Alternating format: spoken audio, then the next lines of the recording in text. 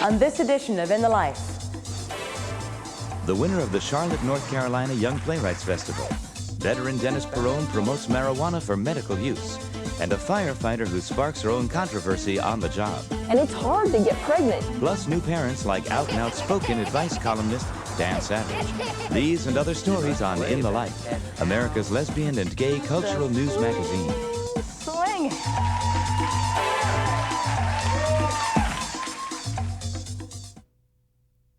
In the Life is funded in part by the H. Van Ameringen Foundation.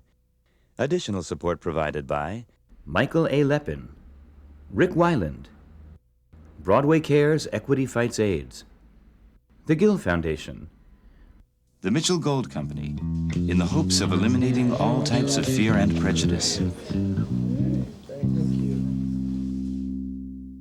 and the annual support of In the Life members like you.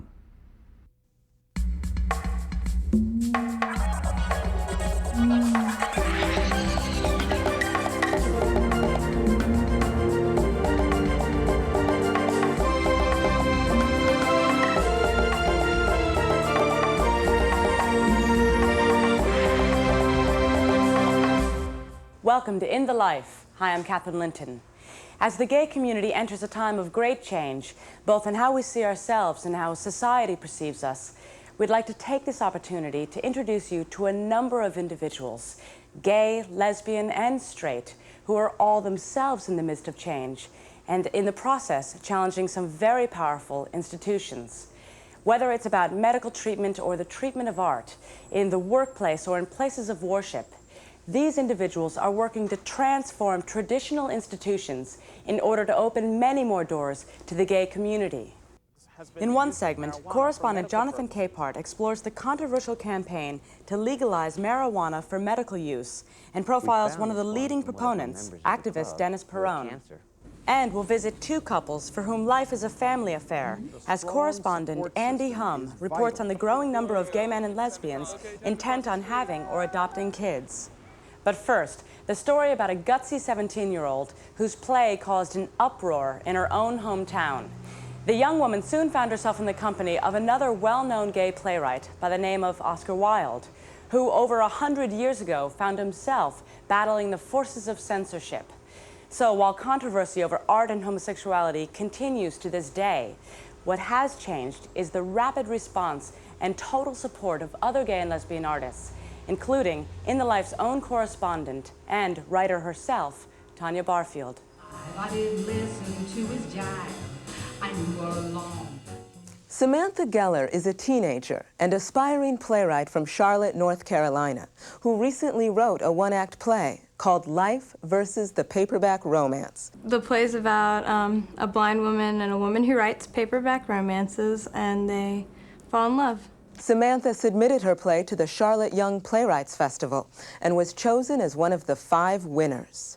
But her play was the only one that was not produced. The subject matter was considered inappropriate for a junior high and high school audience. And I thought that was bullcrap because, I mean, when I was in middle school, I was already questioning, and I don't see where it could be unacceptable. I read the play. I'm reading the play. I'm looking for it. Where's the anal sex? Where's the violence? Where's the stuff that I could get really upset about? And I read this marvelous, gentle evocation of 2 women characters who feel real to me. I'm a fan of the hourglass shape. Hourglass? It's like out and in and out. Show me. I have no idea how to show you. Do you have an hourglass? Well, I guess. Then how the hell am I going to figure it out?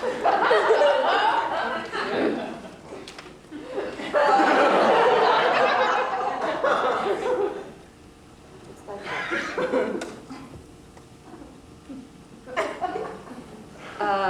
Okay. I don't see where it can be all that exciting. It is. You couldn't pick a more benign lesbian play to get by in North Carolina. What is wrong with you people? I think I first read about what happened to Sam in the New York Times, actually. Holly Hughes is a performance artist who knows about censorship. In 1990, she was one of 4 artists targeted under a congressional statute on indecency.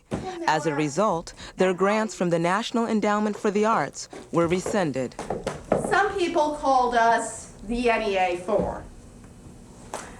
Other people referred to us as Karen Finley and the 3 homosexuals. If there's anything that's less fundable than queer theater, it's got to be queer youth work. Hughes organized a reading of Samantha's play at the Public Theater in New York City to raise money for gay youth organizations. The night before, Samantha and veteran writer Dorothy Allison read from their work at Blue Stockings, a woman's bookstore in New York's Lower East Side. Now, how do we want to do this? You want to go first, she's first? It's really exciting. I've never done a reading at a bookstore before. I've never attended one. I'm just shaking with excitement. Getting to read with one of the best authors of our time, Dorothy Allison.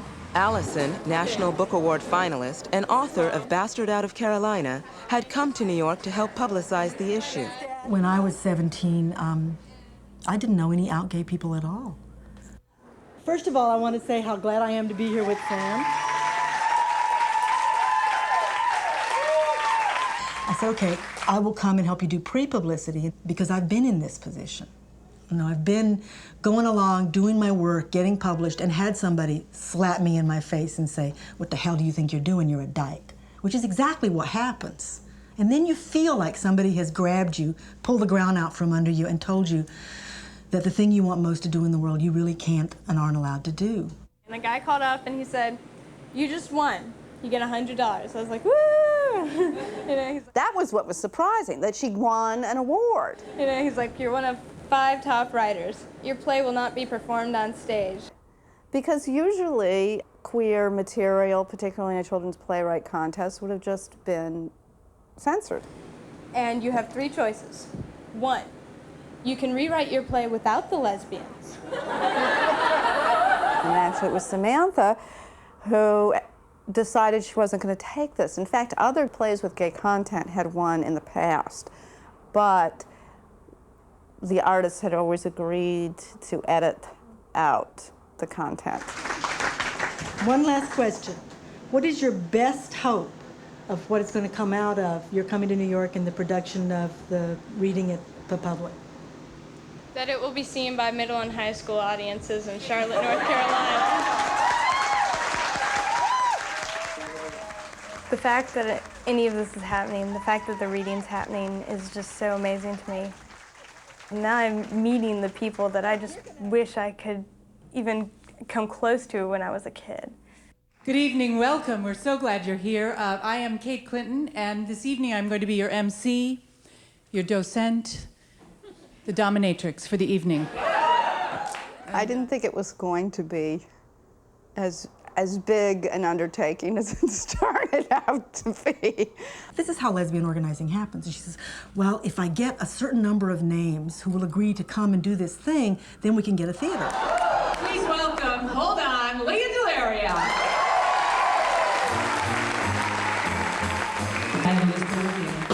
Dear Samantha, thank you for providing what the dramaturgs like to call the inciting event for tonight's extraordinary celebration. Gay and lesbian artists, including myself, came to the Public Theater to support Samantha and to speak out against censorship. When I started working on this and I started thinking, oh, I could get really great statements from queer artists who'd been censored, I realized that was all queer artists. Look around you. Take these men and women in. These are the people fighting the good fight for people like you and me. I'm very clear that this would not have happened as well or as quickly or with as much success if some of us didn't have the kind of power that we've established. The opportunity to do something for a young queer kid was great. So thank you all for coming tonight. Please welcome to the stage Mary Louise Parker, Lisa Crone, and Tanya Barfield. I like you. I love you. You're the most amazing person I've ever met, and I want to love with you forever. I wanted to tell you this, but I was scared you might not have wanted me.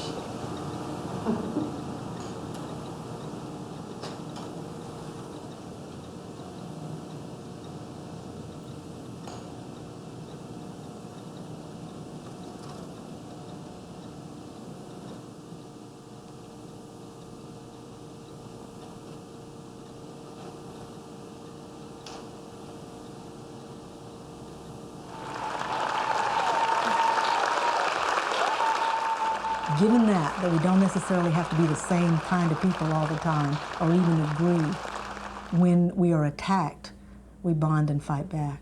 That's a wonderful thing.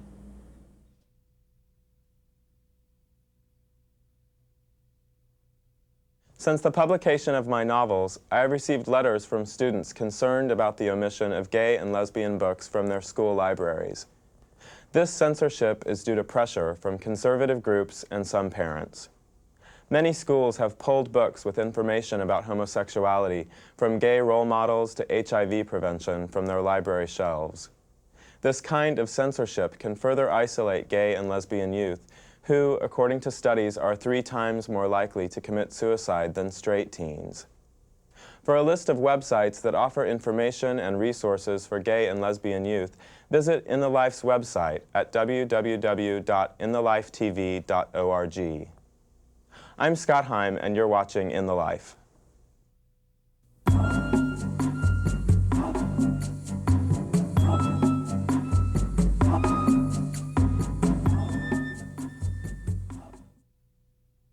As coming out in the workplace becomes more and more common, gays and lesbians continue to break down stereotypes about sexual orientation.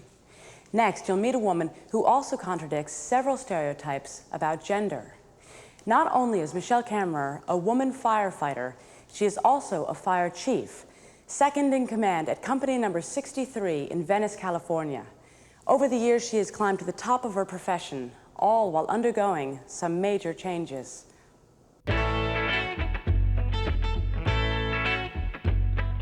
Most people today, because of the way society is, will look at she's a female captain before they'll look at her skills. I've been a firefighter for 27 years. It's been my life for a long time. I've been a captain since 1978. First line supervisor on an engine company, fighting fire with my crew. I'm the captain on engine 63. Being in a fire, inside of a building on fire or at a brush fire with a lot of exciting fire and activity, it's adrenaline producing and it's great. And I've paid the price too. I have a permanent lung damage. I have a herniated disc. I've been burned. I've had ceilings fall on me. I've broken my wrist. It's a dangerous job. We are looked at many times in the public, basically male, big, strong, and masculine, I think, is our image. Well, women in the fire service is a fairly new phenomenon. And the fire service, just as the fire service resisted, Afro-American people, they've really resisted women in the fire service. They don't have trouble working with her. They have difficulties in understanding her. There wasn't a letter that came in that said, hey, Michele Kammerer is a lesbian on the fire department or anything like that. Being a gay or lesbian has been such a closeted thing for so many years. It's such an unknown and queer and weird thing that there's a lot of fear around that. If she had come to me and basically tried to shove her lesbianism down my throat or demand some type of different treatment because she is a lesbian, then I'd have probably had a problem with it. Is it threatening because their own masculinity or their own femininity is threatened? Is it because people in super macho occupations have very fragile masculinities in the first place? The men feel, and women here feel very stressed out having a gay and lesbian captain and gay and lesbian living. You have to realize this is not just a job. We live, sleep, shower, eat together, change together. So it's not just a job. We live together 10 days a month our whole lives. They're forced to live with a lesbian. Yes. and it doesn't rub off. That was part of the reaction, it seems to me, that some of the fear about being around gay and lesbian people. But they respect her as a good firefighter and a great captain. So there's tolerance and respect, but there's definitely no support for her here. It's hard for her. There was people that refused to work overtime on my shift because I was there and weird or whatever. So the women's locker room is a fairly new thing here. We have 3 women working here, myself and 2 other paramedic women. And so we have a temporary sign saying women's locker room, and then somebody put up this sign that says female and male, occupied, unoccupied. But I hate this sign because it's redundant. And then somebody put a screw in here so you can't change it. So it's always female, occupied, or unoccupied. It's so bizarre. Have a nice day. I used to work with Tom's brother. Tom's brother was a paramedic here when I was a male fire captain. So this is my second time here as a captain. First time as a male, second time as a woman. It's kind of shocking and confusing for people that, here I was a heterosexual man and now I'm a woman and still chasing women that, where's that come from? So that's confusing to people. They can't separate sexual orientation from sexual identity. They're 2 separate things. So my sexual orientation really didn't change. It's my sex that changed. So my interest in my attraction is to women and always has been. They do not understand how she could be a lesbian, having changed her physical being into a female and still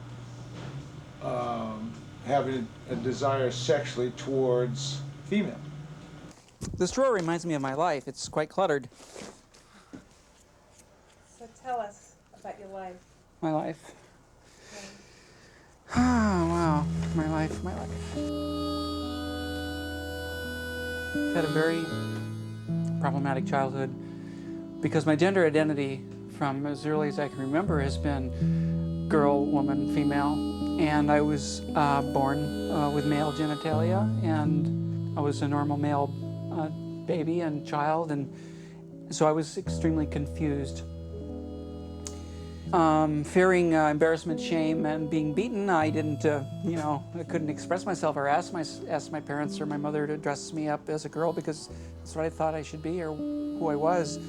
So I kept it all inside for many years, and I secretly cross-dressed.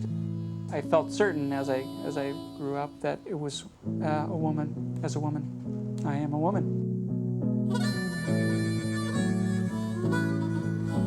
In the meantime, I was in the Navy and married a sweetheart from high school. We had 2 kids, and then I decided to keep exploring myself and growing and trying to figure out who I am. And when I came out of the closet and became a woman full-time, I was in a little fire station not far from here with a crew of 3 people underneath me.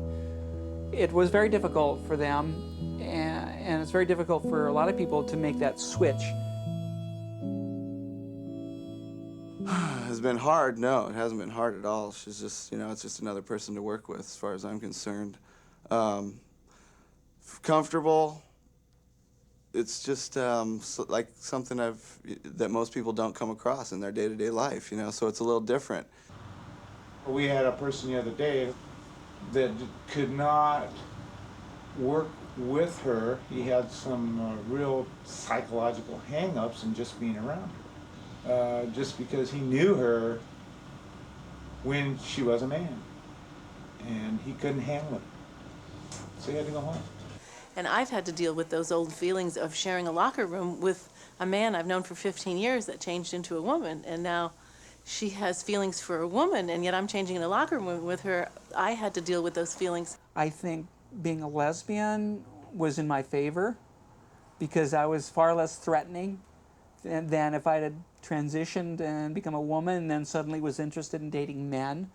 I think the firefighters would have been a lot more uncomfortable because of the homophobia and the fact that they may have thought that, I would, be scamming and trying to pick up men. Often I've tried to be as accommodating as possible, and sometimes I will get my bedding and I will put it on the floor in like the workout room or the weight room and sleep in there. Anyway, that's what I've done, and that's an alarm coming in. It seems to me I was very successful in my transition from male to female because I had such a good reputation, you know, as a strong worker and a productive firefighter. She sheds a good light on gay and lesbian in the workplace because she's positive, energetic, very professional, hardworking, devoted. And so it makes it a heck of a lot easier than to somebody who might have been not the caliber that Captain Kammerer is.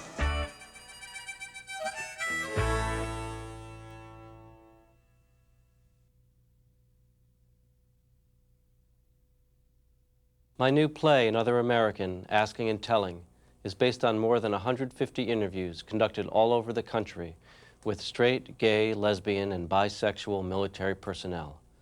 Like Michele Kammerer, the service members I interviewed are professional, hardworking, and devoted to their jobs. However, because of Don't Ask, Don't Tell, gay and lesbian service members are forced to conceal their sexuality or risk losing their careers. To find out more about these issues as explored in the new group's production of my play, visit In the Life's website at www.inthelifetv.org. I'm Marc Wolf, and you're watching In the Life.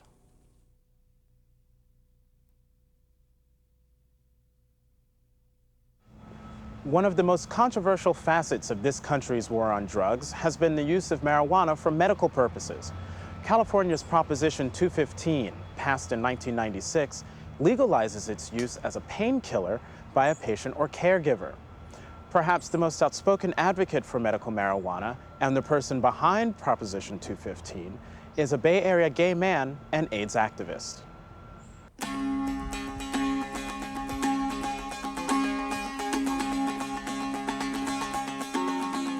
The Cannabis Farm in Northern California is a place where people can grow marijuana legally for their own medical use with the sanction of their doctor. The pioneering advocate for the legalization of medical marijuana and founder of the farm is an HIV-positive Vietnam veteran named Dennis Peron. My name is Dennis Peron, and I have a lot of titles.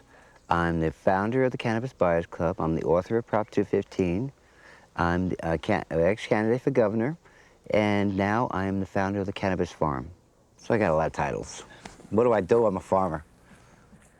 We found this farm from one of our members of the club who had cancer, who has since died. But he has a dream that someday marijuana would be grown here. And he rented it to the club. And now it is a co-op of people from the club, essentially people who have recommendations from their doctor, who have AIDS, cancer, MS. It's a loose co-op of about 20 people who got it together, cultivated this marijuana, and now are going to share in it together. Taking off all the water leaves, which we'll use for baking later on, and just trimming up all the leaves and stems to where we have just the beautiful bud left. You want my impression of the farm? Yeah. It's a real haven, and it's a place for people to get healed. The marijuana takes away the pain of the arthritis, which I have in my neck and in my shoulders. And it takes away the pain in my legs. I have neuropathy in my legs, and sometimes they're painful. My feet hurt. It really takes away the pain. Well, it helps me eat. It helps me take my pills. I wouldn't even begin to try the pills without it. I don't have any appetite without it. So I eat and stay healthy and stay taking my pills. And I've been getting healthier and healthier and healthier. We have known for a long time that marijuana increases the appetite. How that works is unclear. Whether or not it enhances the sensory appeal of food, collapses the so-called satiety mechanism, which tells us when we're full, or enhances the hunger mechanism, it's unclear. There's not any pharmaceutical out there that causes hunger. I mean, you can do as much research as you want. There is nothing on the market that will actually make you hungry. Marinol is supposed to. I have a prescription for it. Take it every day. Don't notice it. Marinol, again, was first approved in 1986 for nausea and vomiting associated with chemotherapy, and then that was expanded in 1992 to increasing appetite for patients with AIDS wasting. People sometimes say that they get more zonked when they swallow a Marinol than when they smoke marijuana. They take the most psychoactive ingredient in marijuana, reproduce it in a lab, some petrochemical analog, throw it in a pill and tell a wrenching patient, here, this is marijuana, take this pill. A lot of people who are opposing smoking of marijuana say, well, gee, why do you want to use a whole herb and why do you want to smoke it? And I've become somewhat of a student of traditional Chinese medicine where many therapies are herbs. In the whole herb, the plant that's been identified for thousands of years as having medicinal value, there might be interplay between a number of different components of the plant. Not everyone agrees that advocating the use of marijuana is good medicine. Dr. David Smith, director of the Haight-Ashbury Free Clinic, is one critic. Medical marijuana contains a lot of baggage. It contains tars and nicotine. It's a crude plant. The use of marijuana as a medicinal goes counter to the whole thrust of modern pharmaceutical research, which is to identify the therapeutically active property, isolate it, and use it in a therapeutic setting. In fact, some suspect that marijuana advocates have an ulterior motive to promote the legalization of marijuana in general. The advocates of marijuana legalization now saying, well, gee, all marijuana use is medicinal. Proposition 215 was voted on by the people of California in November of 1996, which allowed for individuals to possess or cultivate marijuana for medicinal purposes if it was approved by a physician and fit into a list of various diseases, including AIDS, cancer, glaucoma, multiple sclerosis, and then at the end, a big catchphrase, or any other condition for which marijuana may have benefit. So I think many people were concerned that that was sort of opening all doors and basically leading to the legalization of marijuana for recreational use. Despite all the controversy, Dennis Peron's medical marijuana programs have served thousands of people. Before the cannabis farm, there was the Cannabis Buyers Club, which was founded by Peron in 1992 and operated in the heart of San Francisco for 4 years. It was a club that I started for sick and dying people. It started out with a couple hundred people, and then it got to be 10,000 people. And we started out in a little place, and then we moved into this 5-story building right on Market Street. And we had an elevator, we had the Jerry Garcia elevator. And you go up to my club, and you see things that you never saw before. You saw people, so hundreds of people in wheelchairs. You saw black people and brown people and gay people all sitting at the same table, smoking a joint. You saw the bonds and the stereotypes breaking down. The medical marijuana movement has a uniquely gay history.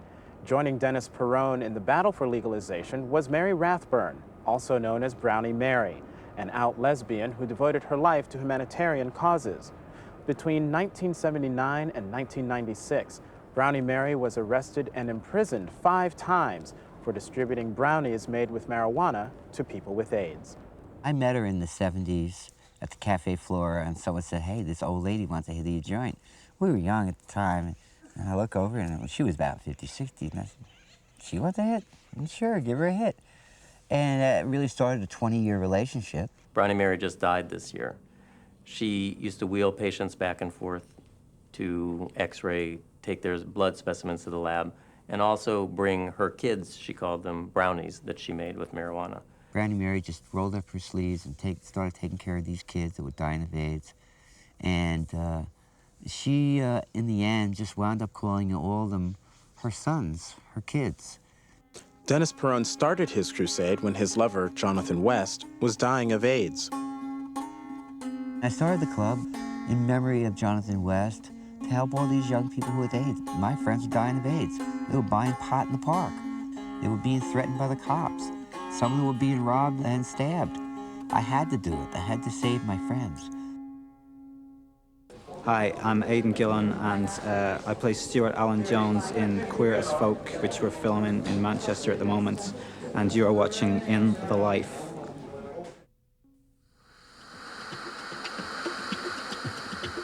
This past September, on Labor Day weekend, our nation's capital, Washington, D.C., was the host city for the 10th Annual International Friendship Weekend. The International Friendship Weekend is a gathering of gay Asians and their friends from around the world. Members come together in workshops to share their experiences as well as to socialize, network, and make new friends.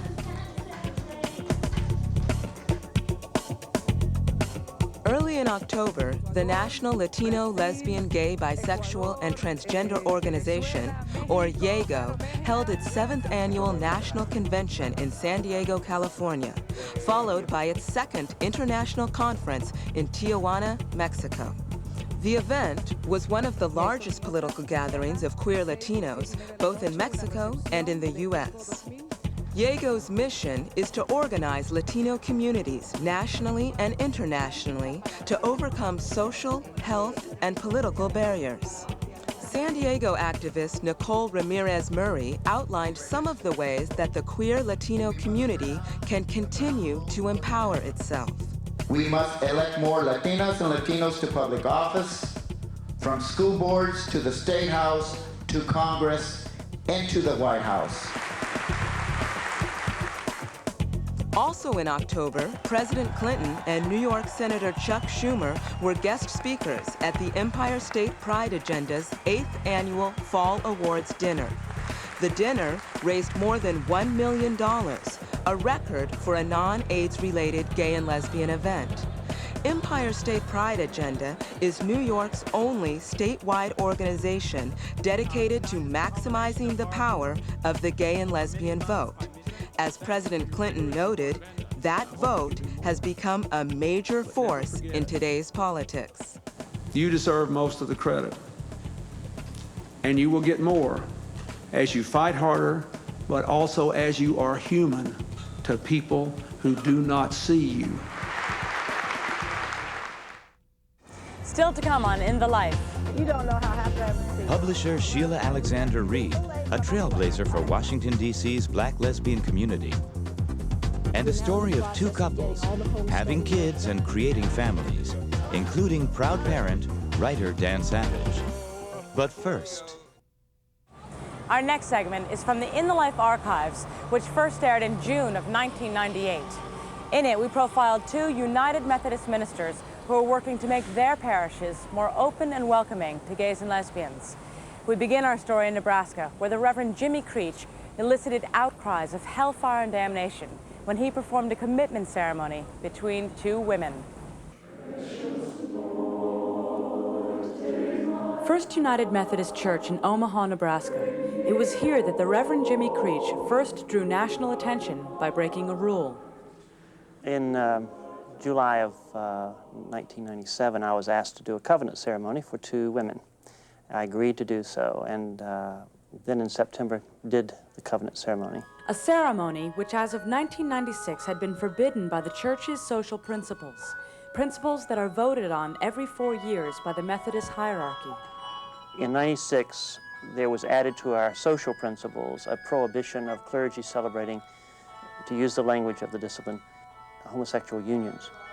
And it was on the basis of that prohibition that charges were brought against me and I was taken to trial. A church trial with a bishop presiding and a jury made up of 13 clergy members. It was the first time a pastor was tried for conducting a same-sex union. In our church, there is administrative law and there are social principles. And the principles are really guidelines. Some people have wanted to treat them as if they are law, but they're not. And I conscientiously acted in conflict with them because I believe that the social principles are unjust and discriminatory in this particular case. Acting in conflict with the principle forced the jury to vote on whether Reverend Creech had disobeyed the order and discipline of the Methodist Church. The jury's response? 5 voted no and 8 voted yes. They needed 9 to convict. So he was acquitted. What was, I think, significant about it is I was not certainly the first ever to do a covenant ceremony. I have celebrated more than a dozen covenant ceremonies since 1990. But it's the first since the legislation was passed in 1996. And it was the first one that was made public. Performing a covenant ceremony in the church is tantamount to sanctioning the behavior. He is no good. he should be derobed and clear out of the Methodist system and out of everyone's system as far as I'm concerned. On the issue of gays and lesbians in society or in the church, we are divided. What I simply did was to take an action that caused people to address that division and decide whether they could still remain together while divided on this issue, or whether they had to separate. There has been significant disagreement within the congregation and withdrawal of members. We really are hurting because of the loss. Yet the voices of dissent, however loud, have not overpowered the strong show of support that has also emerged. The day we arrived, Reverend Creech's supporters were showing their acceptance of diversity in the congregation. We're very much in support of Jimmy Creech and his efforts to be inclusive, particularly with the gays and lesbians. His life, his very career was placed on the line, and he stood up for me as a gay guy. We've had a lot of great ministers, but I think he's been the greatest. I really do. Something special is happening here. This congregation is living out its faith in a very bold and courageous way to say that we are open to lesbians and gay men, bisexual, transgender persons. There has been so much oppression and abuse of this part of our community that I believe the church cannot just quietly say, "We welcome you." We must shout it out. As First United and the Reverend Jimmy Creech struggle through this period of transition, perhaps they can draw strength from another Methodist church that has been a strong and bold witness to diversity for 35 years. This is San Francisco. This is Cecil Williams. This is Glide Church. We're one of the most integrated churches in America, probably the most diverse church. So when you look at us, you look at diversity not only in sexuality, or diversity not only in race, but diversity in ideology. So it's a strange place, but it's the church. It is Reverend Williams' interpretation of what a church is that has propelled Glide's vision. First of all, the church is the people, not the building. Secondly, the church, it seems to me, must have some sense of belonging, a sense of being with each other, no matter how difficult things may be, no matter whatever they have to face. They do it because the church must lead, always lead. That means that the church must take risks. Now, my brothers and my sisters. And with the support of his bishop, Reverend Williams has taken risks. During his tenure, Glide's congregation has grown from 40 to nearly 9,000 parishioners. It is one of the leading social service providers in California, and certainly a leading advocate on many social issues, including gay unions. We've had same-sex couples coming together in commitments or marriages or whatever you want to call them for some 34, 35 years here at Glide. No matter what their sexual orientation of the people who grow there, they grow there because they are considered human beings. It hurts very deeply for people to be disrespected, humiliated, and denigrated, to be put down. And that's what the church is doing. What it in fact says to homosexuals, you don't exist unless you get like us. And I don't understand why we're so frightened about people being gay. People, I guess, you know, the real thing was people also felt threatened and frightened by black folks coming into the fold. We have messed up too much, haven't we? Finally, more important than United Methodist policy to these two heterosexual ministers are the teachings of Christ. You know, it's a strange thing about it. I don't see anything that Jesus did. At any given point, did Jesus, I'm saying, exclude anybody? So if I'm to be a pastor And if I'm to follow Jesus in that kind of example, then I cannot discriminate against anyone. I cannot tell anyone that because of who they are, God's love is not available to them. Perhaps the starkest example of the division of the Methodist Church over the issue of homosexuality is this. While Reverend Williams continues to attract members because of his vision, Reverend Jimmy Creech, for the same vision, was recently fired. The Reverend Jimmy Creech lost his position at that Nebraska church and has since moved to another parish in North Carolina, where he continues to perform same-sex unions despite continued reprisals from church officials.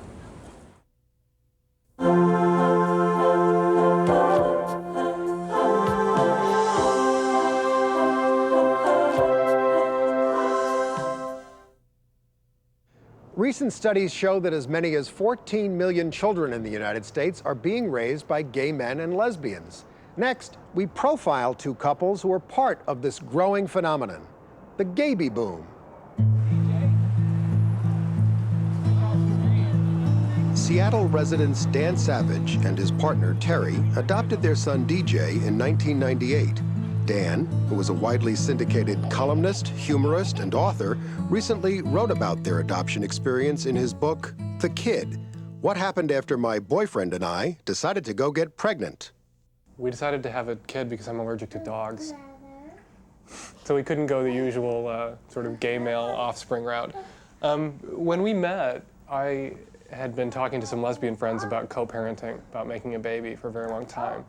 And so kids were always on our radar from the start of the relationship. And then when that arrangement fell through with the lesbians, we just sort of very naturally progressed into adoption. We didn't really look at other options. Once we kind of learned about open adoption, it seemed like the smart thing to do. Because we did an open adoption, there were things that we got to do that most adoptive couples don't get to do. We were at the hospital for the birth. We were with the baby when he was 10 minutes old. We were there when the birth mother gave him up. Probably the most difficult moment was when we actually had to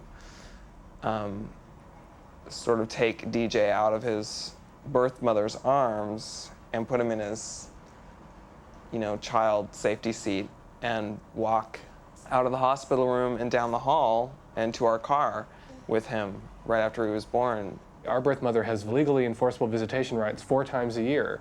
If we want to meet more than that, we can. If she wants to meet less than that, she doesn't have to come, but we have to be available 4 times a year to her. And that's not much of a sacrifice to make, considering what she's given us. Pam and Helen live in a suburb of Los Angeles and are the new parents of 6-month-old Grace. When we first decided to get pregnant, the original plan was for Pam to carry the baby with my brother's donated sperm. But for various reasons, Pam's work schedule, my work schedule, the timing, we decided that it was not the best thing, so we explored other avenues. And then one day we woke up and said, well, we really, really want to have a half Filipino, half Caucasian baby. And Pam looked at me and said, well, I know a really easy way for us to do that, and that would be for me to carry the child. We went to the California Cryobank, and we searched a lot of different donors and looked at their profiles. Once we found a pool of guys that had a clean health history, we found a guy that was coloring very much like my dad's. He must be devilishly good looking because the child is just, we think she's beautiful. Every month, I'd call the cryobank, pick up the sperm, take it to the doctor's office, get inseminated, and see what happens. It was an amazing process psychologically because, here you grow up thinking that if you come within a country mile of sperm, you're going to be pregnant. At least that's the impression my mother gave me for sure growing up. And now we're buying this stuff for $110 for a little tiny vial, and it's hard to get pregnant. Because they live in California, Pam is able to secure a second parent adoption, which will give her the same legal rights over Grace that Helen, her biological mother, now enjoys. However, laws on this issue vary widely from state to state. There are currently more than 20 states that do not permit this kind of adoption, and 3 states that expressly prohibit it.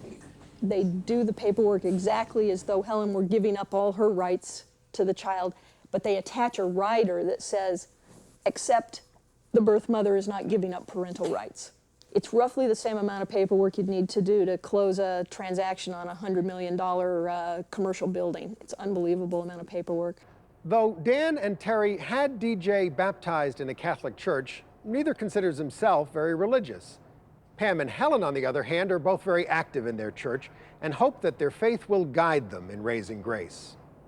I think that faith has guided us through our decision to marry. It's guided us through our decision to have the baby. It's going to guide us on how to raise her and how to deal with the issues that she's going to need to deal with. Reverend Larry Keene is the senior minister of the Church of the Valley in Van Nuys, California. They came to me and asked me if I would like to share in the public dedication of their daughter, and we were very excited about that. It's a ceremony where we're making a commitment to one another, to Grace, to our families, and to God. When we talk about family, we're not just talking about heterosexual families, but that we have an opportunity to embrace not only homosexual couples, but the families that come from the love that homosexual couples have together. Both couples agree that a strong support system is vital for any household headed by gay men or lesbians, given the many myths that exist about gay parenting. I think the most common one is that, at the most basic level, is that children will be influenced by the gayness, that they'll be exposed to a sexuality that some people aren't comfortable with, and that they themselves will grow up to be gay. Virginia Casper is a developmental psychologist and educator. And that's the simplest one to dismantle, because it's evident that most, if not 98% of gay and lesbian people were raised in straight families, and so it's clear that we needn't think about that. I think all the data shows that children who are raised by gay and lesbian families have all the building blocks that any other child would have. Plus, there are some built-in potential positives, such as having to deal with being different, being able to express who they are and make an argument for themselves. We went into the whole process expecting to encounter a homophobic judge, a homophobic social worker, and nowhere did we encounter it. And we quickly realized that the only people at these meetings at the agency who were feeling it that we were gay, who were noticing it or having a problem with it, was us. It's not for everybody. It doesn't just change some of your life, it changes every minute of every day. But it is such a wonderful experience. And just because we're gay people, we shouldn't miss that. It's so enriching.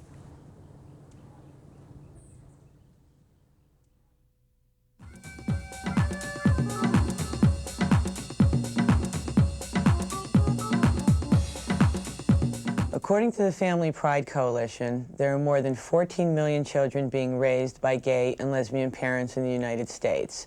These children and their parents face unique challenges at home, at school, and in their communities.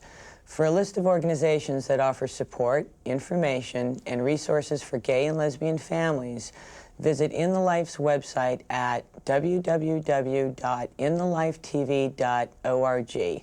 I'm Susan Morabito, and you're watching In the Life.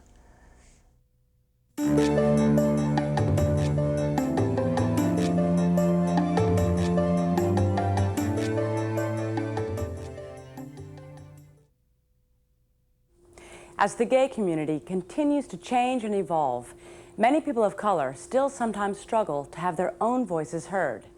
In 1993, activist Sheila Reid started a newsletter in Washington, D.C. to fill the void of publications for and about lesbians of color.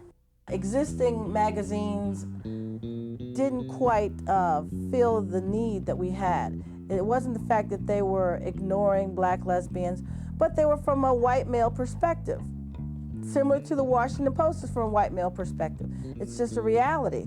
Today, that publication, called Women in the Life, is not only a nationally distributed magazine, but also an organization that actively works to create a community for African American lesbians. Black lesbians were sort of the stepchildren of the gay community. You have white gay male, white lesbian, black gay male, and at the bottom of the totem pole you have black lesbian. And we didn't have anything. We didn't have a magazine, we didn't have any clubs, we didn't have any outlets. And so it sort of it became a necessity once I saw how little we had.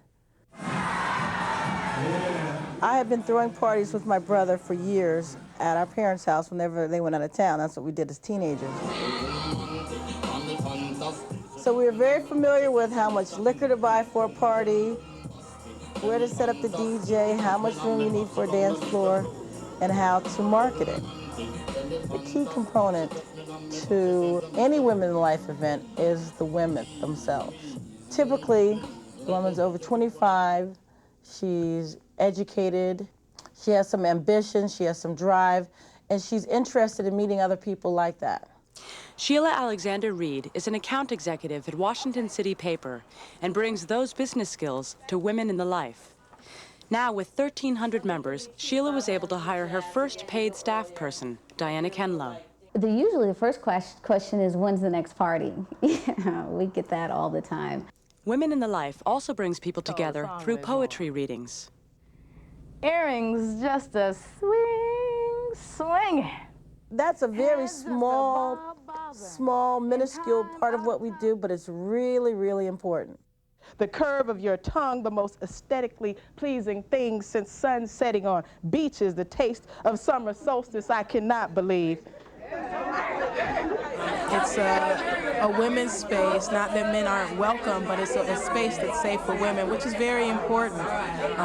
Here we do a lot of dialogue about what it means to be a woman, what it means to be a woman of color. When you kiss me,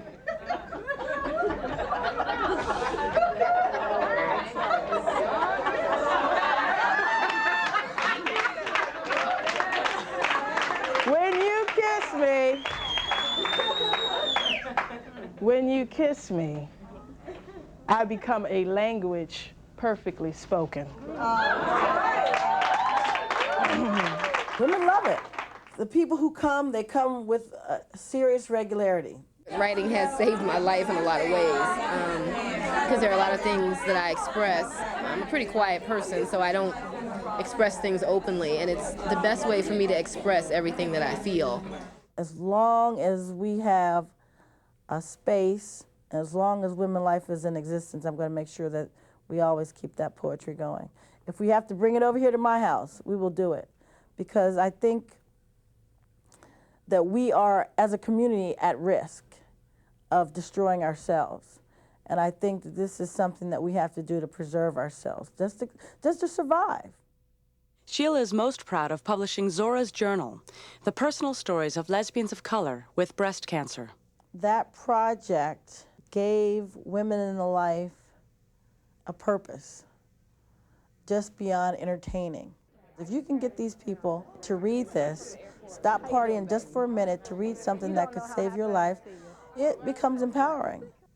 And that has been the most significant thing that I think as a person, not just Women in Life, but as a person, that I could ever do. And now that I've had a taste of that, I'm all over it. Sheila lives in Northwest Washington, sharing her home and her name with her partner of 4 years, Lois Alexander Reid. Okay, Women in Life. At 39, she has no plans to slow down. The magazine, which has been struggling financially like every other lesbian publication in the country, is taking a dramatic turn to be online.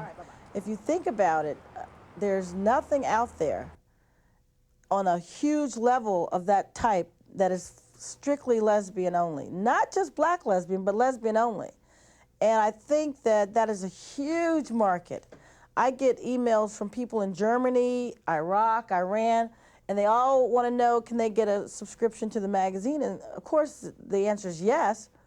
But we could be doing so much more, where I could put them in touch with some people in Idaho. You see what I mean? We'll set up chat rooms. And so this is sort of the next level of Women in the Life, the magazine. And as Black people become more and more familiar with the internet, we hope to not have to print the publication at all. Last spring, Sheila received an Uncommon Woman Award from the Legacy Foundation. People have asked me, are you an activist? And I've always shied away from those type of titles, but it's like I get this knowledge, I see what's wrong with the world, and I'm forced to speak out about it because no one else is doing that.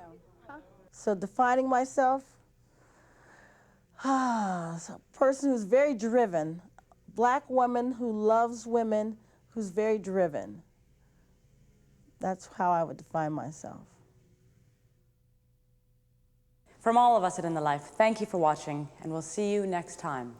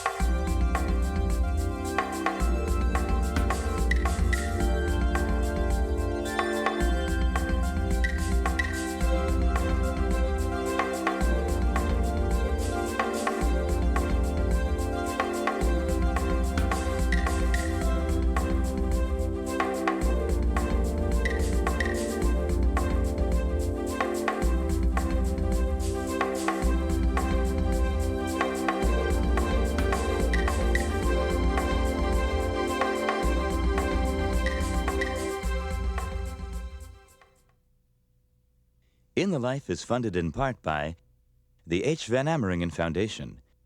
Additional support provided by Michael A. Lepin, Rick Weiland, Broadway Cares Equity Fights AIDS, the Gill Foundation, the Mitchell Gold Company, in the hopes of eliminating all types of fear and prejudice,